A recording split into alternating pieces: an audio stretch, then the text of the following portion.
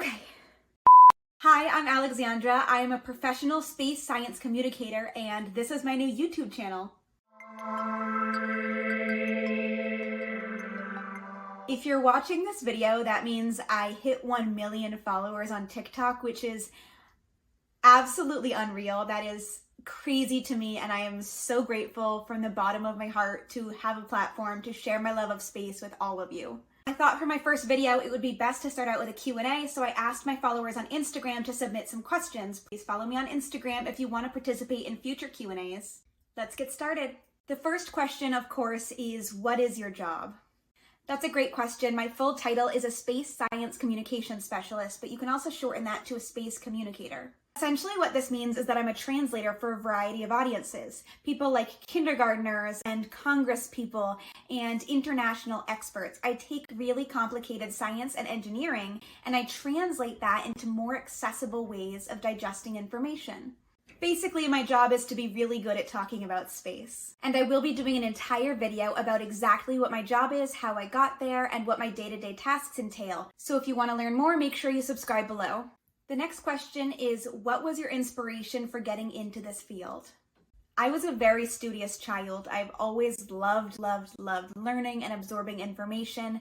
My favorite channels were always the Discovery Channel and Animal Planet, and I even went to academic summer camps. Going into college, I wasn't sure what I wanted to do, but I knew I wanted to be a lifelong learner. My very first class, freshman year of college, 8 a.m. first semester, was an astronomy class, and I got off to a pretty rocky start, but in trying to better myself, I fell in love with astronomy. The idea that space had literally an infinite amount to learn really excited me. And probably my sophomore year of college is when I decided I wanted to pursue space as my full-time career. Are you in a position where you could potentially make a discovery? No, I do not do any direct observing in my position, and any observing that I do is because I'm nosy and I ask people what they're doing and if I can see. What is your favorite planet and why is it Saturn? This is an awesome question. My favorite planet is actually Jupiter. I recognize that Saturn is the conventional answer because it is the best. Jupiter is the first planet that I saw through a telescope at the Dyer Observatory in Nashville, and it was such a magical and emotional moment for me that Jupiter has to be my favorite of all time. There are also some really beautiful photos of Jupiter from the Juno spacecraft that literally look like watercolor paintings, and that made me fall in love with it even more. I mean, it has a storm that's bigger than Earth. You gotta love it. What is your favorite overall space mission?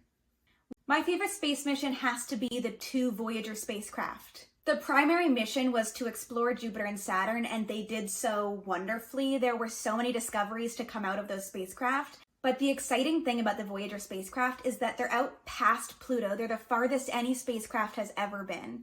Since astronomers knew that the Voyager spacecraft would be going into interstellar space, they planned for the possibility that aliens might intercept it someday. So they put golden records on these spacecraft that are supposed to encapsulate all of Earth and humanity. They put photos and audio and poems and all of these different languages to try to teach aliens about Earth and us.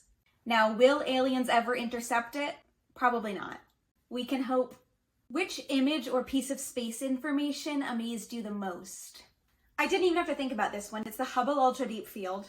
I saw this photo and I was immediately mesmerized. It is the most fascinating photo I've ever seen, ever. I'm currently editing this video, and the amount that I've had to cut out of me rambling on and on about the Hubble Ultra Deep Field is ridiculous. But I will let myself finish.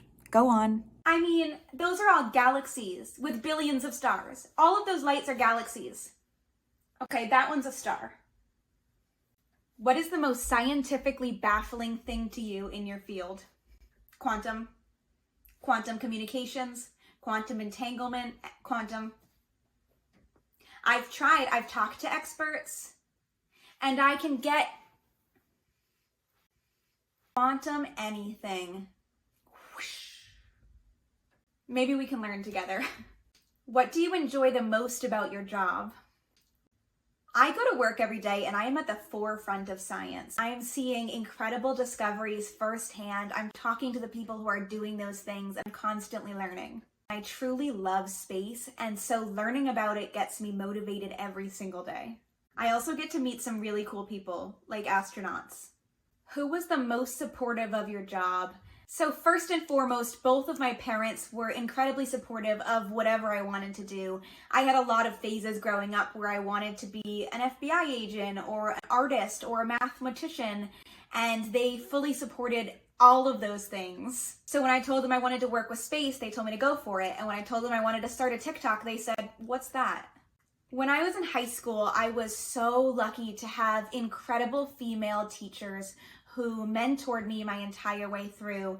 Engineering teachers and biology teachers and government teachers, they were all so empowering and really helped me to believe in myself.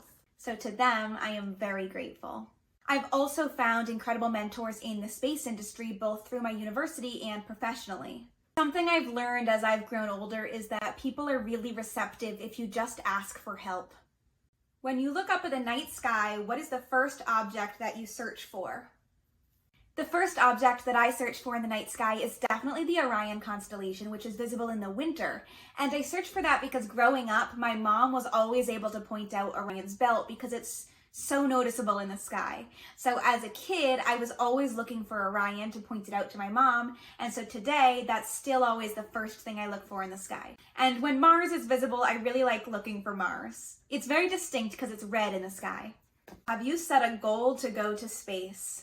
Becoming an astronaut is an incredibly rigorous and tedious application process, and the training spans years. And such a small percentage of applicants get selected after meeting really intense requirements that I personally do not meet. I don't have a master's degree. I want one, maybe someday.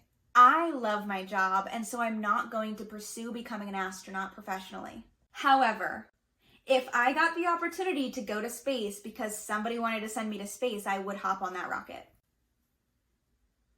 Do you think they would let me bring my dog? How many aliens have you met? None that I'm aware of, but I would be thrilled to meet an alien.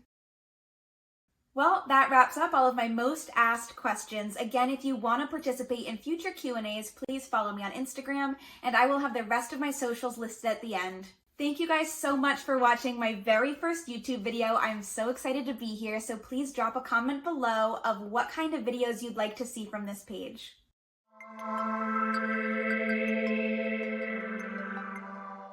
I just put eye drops in and it looks like I'm crying. We haven't even started. Nothing's emotional.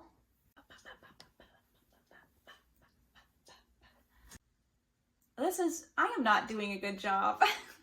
And I'll see you in the next one. Oh, that was lame.